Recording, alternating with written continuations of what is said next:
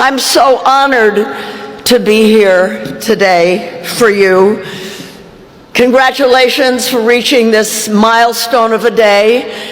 This launches a new chapter in your lives.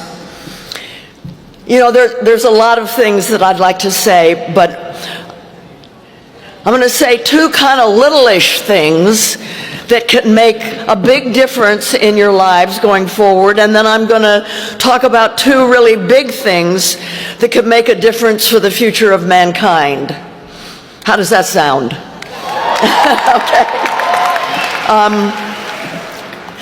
I don't think that a graduating class has ever gone out into a world that is more uncertain and polarized. You know, being young and starting out is always hard, but you're going to be facing unique challenges. And so my first bit of advice, develop a toolkit of self-care. I'm not kidding. Learn techniques to soothe your anxieties, to calm yourself, to stay resilient in the face of hardships.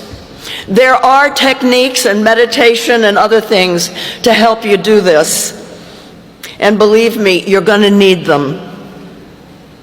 Next, don't let anxiety or depression or hopelessness cause you to isolate. On the contrary, grow yourself a deep, solid community of people who share your values.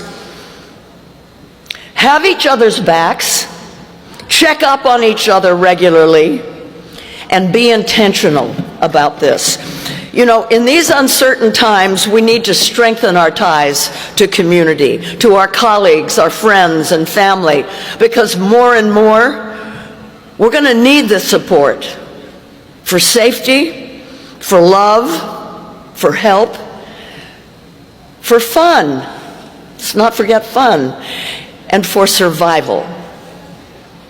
You may not be aware of this, but since the 1980s, there's been a concerted effort to promote individualism. You know, I'm here for me and mine. And this shift to individualism is no accident. It's being driven by people who want us disempowered. The myth of the rugged individual who needs no one is just that. It's a myth created by stories through culture, told through culture, and the kinds of things that you all are going to be doing. So, graduate students working with words and images, do the reverse. Encourage community versus individualism. Thank you. Do you guys realize the power that you have? You are the people who can shape the stories by which we define ourselves and our place in the world. And that's why I want to speak to you about the big stuff, which is why we need friends and community and self-care, why these things are so critical right now, and why courage is more important than ever. You are graduating into uncharted territory. This country, not to mention the world, has never faced anything like the challenges we face today.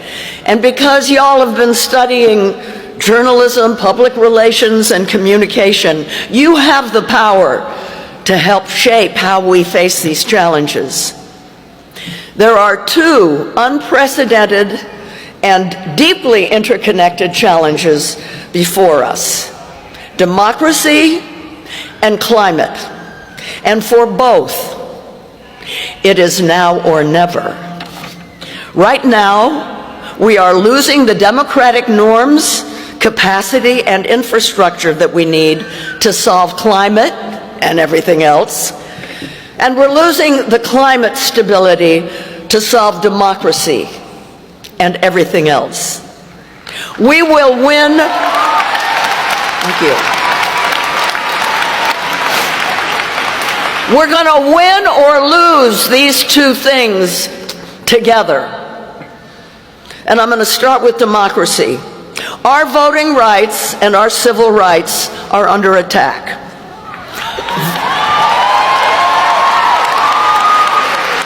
Voting really matters. That's why it's under attack.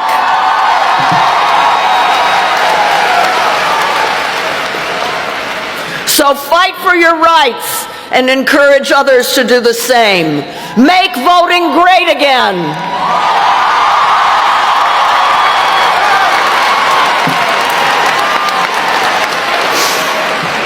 And encourage people who vote to vote with knowledge.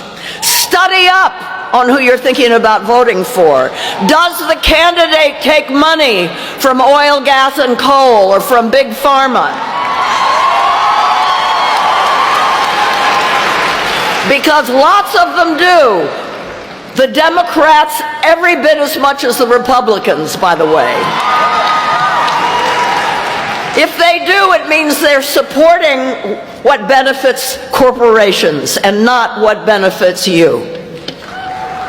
And vote all the way down the ballot. That means don't forget the sheriff, the school board, public utilities, the city council. You would be amazed at how much power these down ballot offices can wield when it comes to democracy and climate. Another constitutional right that's being criminalized today is legal protest.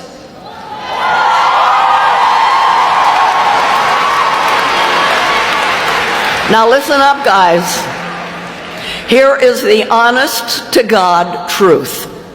Your children having a livable future will depend on whether we end our addiction to oil, gas, and coal. Well, there wasn't a lot of enthusiasm for that, but we'll work on it.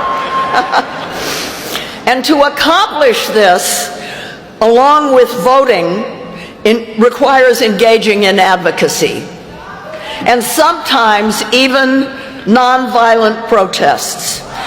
Yet these lawful actions are being criminalized right now. And that's because those who stand to lose the most from a unified and engaged public, including big polluters who drive the climate crisis, they don't want us protesting. But it's not a democracy if we can't legally protest.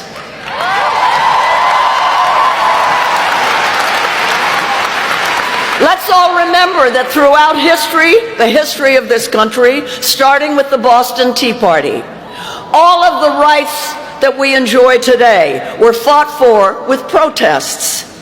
The 8-hour workday, child labor laws, women's right to vote, clean air and clean water, all of this.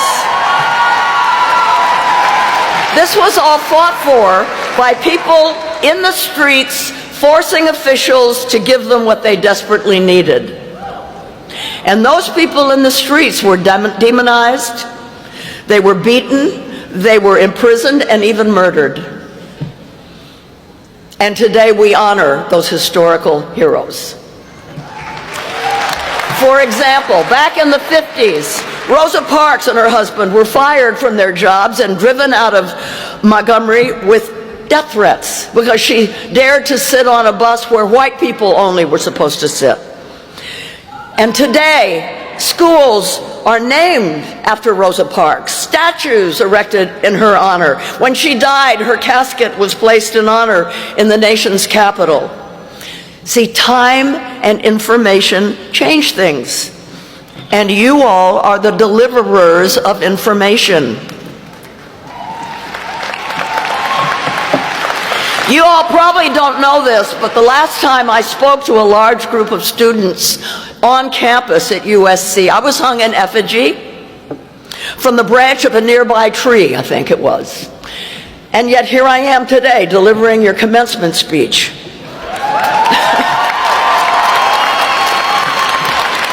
See, opinions change. I'm telling you this today because you are graduating into a country where people fighting to save democracy and the planet using those same constitutionally protected rights, are being vilified, sued for millions of dollars, and imprisoned. So I call on all of you today, soon to be professional communicators, public relationalists, is that a word? And journalists, I call on you to resist the pressure to vilify peaceful protesters. Help people understand that in a time of escalating climate crisis and the dismantling of democracy, protest is not just protected and effective, it is imperative.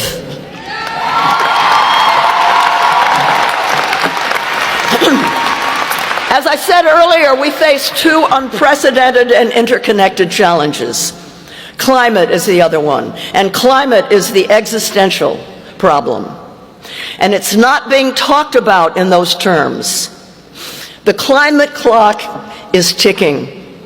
At a certain point, the heat that's being trapped within the atmosphere by the blanket of pollution that we are wrapping around the globe because of burning oil, gas, and coal, the heat will get so severe that crucial ecosystems that we depend on for our survival are going to collapse, like the ocean and the forests, which provide our oxygen. Like insects, bats, bees, birds, butterflies that provide a third or more of our food through pollination. Pollination, politicization, pollination. They pollinate. You know, back in the 50s when I drove home from college, my windshield would be covered with squashed insects that would have been splattered during the drive. This is probably not going to happen to you when you drive home, if you drive home.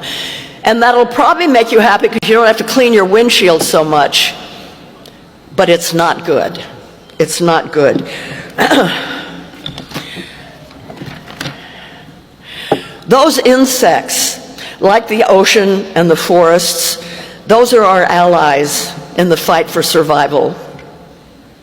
You will go on from here to be communicators of one sort or another.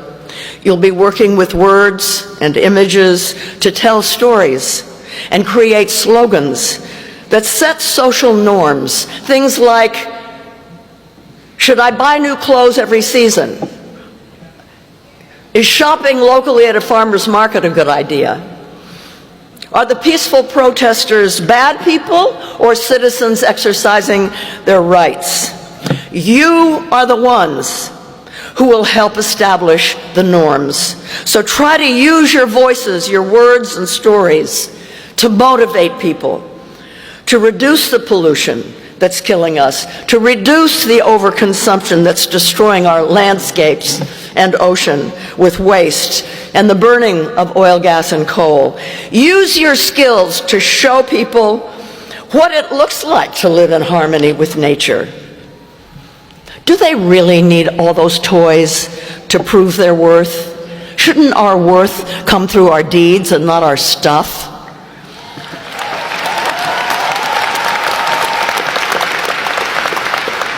If you write or talk about the apocalyptic fires we had last January, don't neglect to tie their ferocity to the climate crisis. Help people understand. You know, you can see a homeless person and the story is they didn't work hard. They didn't pull themselves up by their bootstraps. Or you can have a new story. We're all better off when we're all better off. And advocate for protecting social safety nets. You can redefine sufficiency to be about health, imbalance, community, ecological resilience, not accumulating more stuff. And here's the new story. I have enough. What we need now are strong communities and a healthy planet. The good news is, and I want you to know this, what we face, the challenges, they are winnable. Times are very hard, but not hopeless. I want you to know that. Across the country, people are pushing back, holding the line against the dismantling of democracy. People are advancing more climate solutions than you can imagine all across the country. I mean, it's stunning, really, what people are doing. There is definitely reason for hope, but hope takes action. It's easy to be optimistic. Everything's going to be fine, but you don't do anything to make it so. Hope is a muscle, like the heart. It's when we take action that hope comes alive. Václav Havel, the playwright that became the president of Czechoslovakia, once said, "Hope is not the conviction that everything is going to turn out well, but the certainty that something is worth doing no matter how well it turns out." So act. Be brave. Talk about these crises with your friends. Write about these crises. Join an organization that's working on them. You'll meet new friends, new community. You'll have fun.